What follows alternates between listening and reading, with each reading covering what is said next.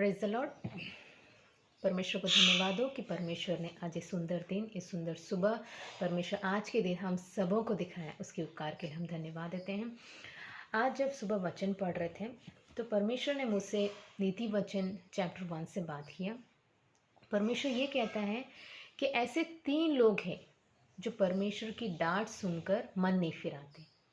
ऐसे 3 लोग जो चैप्टर 1 नीति वचन में लिखा गया है, उसके वर्ड्स 22 में, उसमें ये लिखा है 3 लोगों के बारे में डिस्क्राइब किया गया। एक है भोले लोग, और एक ठट्टा करने वाले मीन्स जो मजाक उड़ाते हैं, और तीसरे एक मूर्ख लोग। ये 3 लोगों की खासियत है। भोले लोग बोलते हैं कि मैं बहुत सिंपल हूँ, मैं बहुत सीधा साधा सोचता हूँ, ठीक है। और एक दूसरा होता है ठट्टा करने वाले, जो दूसरों का मजाक उड़ाते हैं और उसमें वो लोग खुश रहते हैं। और एक मूर्ख लोग हैं जो नॉलेज गेन ही नहीं करना चाहते। उनको अगर कोई ज्ञान की बातें बताता है तो मूर्ख लोग कभी भी उसको एक्सेप्ट नहीं करते, वो लोग उस रास्ते पर चलना नहीं चाहते। तो परमेश्वर इन 3 लोगों के बारे में क्या कहता है? ये 3 लोग कौन? भोले लोग, ठट्टा करने वाले लोग जो मजाक उड़ाते हैं, और एक मूर्ख लोग। इन 3 लोगों से परमेश्वर कहता है कि परमेश्वर इनके लिए रास्ते खोलते हैं, परमेश्वर इनको डांटते हैं ताकि ये मन फिराए। इनके रास्ते में परमेश्वर इनसे बातें करते हैं, है ना, ताकि ये लोग भी परमेश्वर के रास्ते में आए, परमेश्वर को जाने, परमेश्वर के भय में जिए। लेकिन ये क्या करते हैं? ये 3 लोग, ये लोग डांट तो सुनते हैं लेकिन अपने मन को फिराते नहीं। वो पश्चाताप का वो मन वे लेकर नहीं आते हैं। वे कहते हैं हम तो बहुत सिंपल सोचते हैं, हम बहुत सादे सीधे हैं, हमें कुछ मतलब नहीं, मैं तो कुछ गलत करता नहीं हूँ। मतलब ये उनकी थिंकिंग रहती है। ये होते भोले लोग। और जो ठट्टा करने वाले, वे कभी अपनी गलतियाँ नहीं देखते, वे दूसरों की गलतियाँ देखते हैं और उनका मजाक उड़ाते। और मूर्ख लोग तो बात ही अलग है। वे तो कभी नॉलेज गेन करना ही नहीं चाहते। वे सोचते हैं कि मैं ही सबसे इंटेलिजेंट हूँ, मेरे से और कोई इंटेलिजेंट है ही नहीं, मैं जो सोचता हूँ वही करेक्ट। नो। तो इन 3 लोगों के बारे में परमेश्वर इतना इतना क्लियर कट बोला है कि परमेश्वर क्या है कि परमेश्वर को डांटते हैं लेकिन उन्हें कभी मन नहीं फिराते। परमेश्वर अपनी आत्मा उनके लिए उंडेलते हैं ना, उनको वचन बताते हैं, हाँ, परमेश्वर उनको पुकारते हैं, उनको बुलाते हैं, लेकिन ये क्या करते हैं? ये इनकार कर देते हैं, है ना। परमेश्वर ने हाथ फैलाया लेकिन इन तीनों व्यक्तियों ने ध्यान नहीं दिया। परमेश्वर ने ऐसे कितने सारे मौके परमेश्वर इनके साथ करते हैं, क्योंकि परमेश्वर हम सबों से प्रेम करते हैं। क्योंकि परमेश्वर का वचन कहता है कि हमारे पिता ने अपने एकलौते पुत्र को हमारे लिए दिया ताकि हम अनंत जीवन पाएं। उन्होंने अपना लहू, अपना रक्त, एक एक बूंद हमारे लिए बहाया ताकि हम अनंत जीवन पाएं। वो हमसे इतना प्रेम करते हैं, फिर भी हम उनके प्रेम को एक सिंपल सा इस लाइफ में जीने के लिए हम फेंक देते हैं। उनके वचन को हम वैल्यू नहीं देते, हम उनके पुकारने को वैल्यू नहीं देते। लेकिन इसका कॉन्सिक्वेंस क्या होता है? परमेश्वर तो इनके लिए बहुत कुछ करते हैं, लेकिन ये नहीं सुनने से, इनकी बात, परमेश्वर की बात नहीं मानने से, परमेश्वर के शब्दों को नहीं सुनकर, परमेश्वर के वचनों को नहीं मानकर, इनके साथ क्या बैड कॉन्सिक्वेंसेस होता है वो आज आगे हम पढ़ते हैं 25 वर्स में।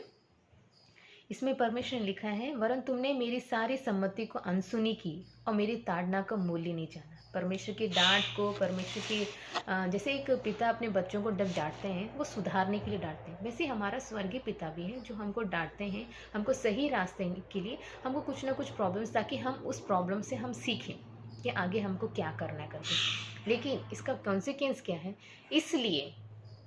इसलिए वर्स 26 आप देखिए, इसलिए मैं भी तुम्हारी विपत्ति के समय हंसूंगा, और जब तुम पर भय आ पड़ेगा, वरन आंधी की नाई तुम पर भय आ पड़ेगा, और विपत्ति भवंडर के समान आ पड़ेगी, और तुम संकट और सकेती में फंसोगे, तब मैं ठट्टा करूँगा।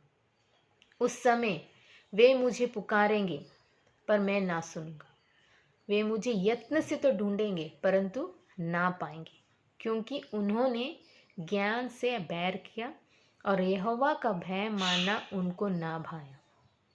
उन्होंने मेरी सम्मति ना चाही, वरन मेरी सब ताड़नाओं को तुच्छ जाना। इसलिए वे अपनी करनी का फल आप भोगेंगे और अपनी युक्तियों के फल से अघा जाएंगे, क्योंकि भोले लोगों का भटक जाना उन्हें घात किए जाने का कारण होगा और निश्चिंत रहने के कारण मूढ़ लोग नाश होंगे। परंतु ये है इसका बैड कॉन्सिक्वेंसेस, है ना, कि परमेश्वर हमको मौका देता है, इन भोले लोग, ठट्टा करने वाले लोग और मूर्ख लोगों को मौका देता है कि वे परमेश्वर के रास्ते में आए। लेकिन ये जब नहीं मानते, ये जब नहीं सुनते, परमेश्वर के भय में नहीं जीते, अपने एक एक ऐसे स्वभाव जो परमेश्वर को पसंद नहीं है, उन राहों को ही वे कंटिन्यू करना चाहते हैं। वे कोई हैं कि हमको कोई कुछ नहीं कर सकता है, क्योंकि हम तो कुछ गलत कर ही नहीं रहे, है ना। पर ऐसी बहुत सारी ऐसे छोटे छोटे स्वभाव होते हैं, जैसे झूठ बोलना, है ना, गंदी गंदी आदतें होती हैं जो हमको नरक की ओर ले जाती है। वे परमेश्वर के भय में नहीं जीते वे, लेकिन परमेश्वर का वचन है कि he is omnipresent, he is present everywhere.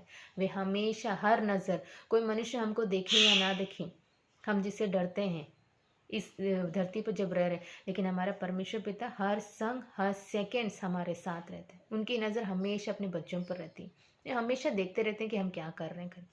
तो हम कब तक अपने परमेश्वर से पीछे छुपते रहेंगे?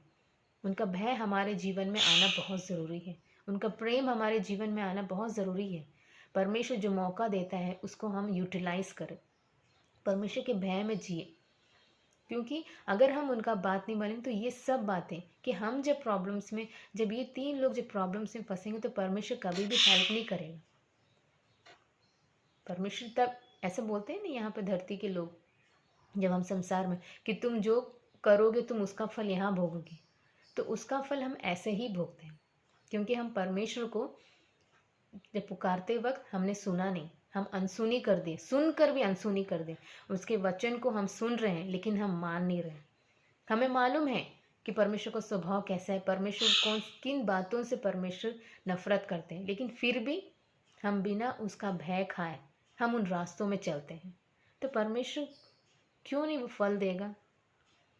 गलती करने का फल मिलेगा। तो परमेश्वर यहाँ ये सब जब वो पुकारेगा तो परमेश्वर कभी नहीं सुनेगा, हमारा पिता कभी नहीं सुने। जब हम ढूंढने लगेंगे तो पिता कभी भी हमको मिलेगा नहीं। क्यों? क्योंकि हमने ज्ञान से बैर किया, हमने कभी भी परमेश्वर से जुड़ना नहीं चाहा। लास्ट में, परंतु जो मेरी सुनेगा वह निडर बसा रहेगा और बेटके सुख से रहेंगे। लेकिन जो परमेश्वर की बात को सुनेगा, मानेगा, वे निडर रहेंगे, उनको किसी चीज़ का डर नहीं रहेगा, कोई बातों को उनको डर नहीं रहेगा कि हमको दोस्त लोग मार रहे हैं, कि हमको दोस्त लोग गड्ढे में गिरा रहे हैं, हमको ये फंसा रहे हैं, हमको बहुत सारे प्रॉब्लम्स में डाल रहे हैं। हमको किसी बात का डर नहीं रहेगा और वे बहुत सुखी से रहेंगे। क्यों? क्योंकि परमेश्वर उनके संग और साथ हैं, उनके साथ हैं। इसलिए मेरे प्रियो, हमें वचन जब सुनेंगे तो परमेश्वर का वचन को मानो, उसका अनुसरण करो। परमेश्वर के वो भयंकर दिन के लिए हम वेट मत करो कि परमेश्वर आएगा और हमको सज़ा दिलाएगा। हम उस समय के लिए क्यों हम बैठे हैं कि परमेश्वर के उस सज़ा के लिए, पनिशमेंट के लिए हम क्यों वेट करें, जब हमको पता है कि ऐसे बहुत सारे स्वभाव है जो वचन कहता है कि तुम उससे दूर रहो, तो दूर रहो। इतने भी भोले मत बनो कि व्यक्तियाँ और परमेश्वर के वचन को अपन अनसुना कर दें। इतने भी भोले मत बनो कि हमेशा अपने आप को बोलो कि मैं बहुत सीधा साधा हूँ। थोड़ी सी चतुराई लाओ। ये चतुराई ये नहीं किसी को नुकसान करने के लिए नहीं चतुराई, लेकिन परमेश्वर के वचन को ग्रहण करके हमको कैसे यहाँ इस लाइफ में जीना है, हमको स्पिरिचुअली आगे कैसे बढ़ना है, हमको सांसारिक कैसे आगे बढ़ना, बिना किसी को नुकसान किए हुए हम आगे बढ़ सकते हैं, क्योंकि परमेश्वर हमारे संग और साथ है। इतनी भी ठट्टा करने वाले मत बनो, दूसरों का मजाक उड़ाने मत बनो कि हम ही एक समय में एक मजाक बन जाए। और इतने भी मूर्ख मत बनो कि नॉलेज गेन ना कर सके, कि कोई अच्छी बातें बोल रहा है तो हमको सीखना चाहिए, क्योंकि हमारा हर एक एज, हमारा हर एक हम एक एक साल जैसे बढ़ते रहते हैं, हमारा हर एक साल हमारा सीखने का एज रहता है। हम नई नई बातें हर बार सीखते हैं। अपने बच्चों से हम नई नई बातें सीखते हैं।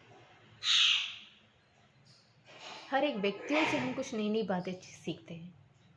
उससे भी कहीं अधिक हमारा वचन, परमेश्वर का वचन जो है, जो हमको बहुत सारी बातों का ज्ञान देता है। क्यों ना इसको अपने हृदय से लगाएं, अपने गले से लगाएं, अपने हृदय की पट्टियों में एक एक वचन लिखें, ताकि हम परमेश्वर के भय में जिए।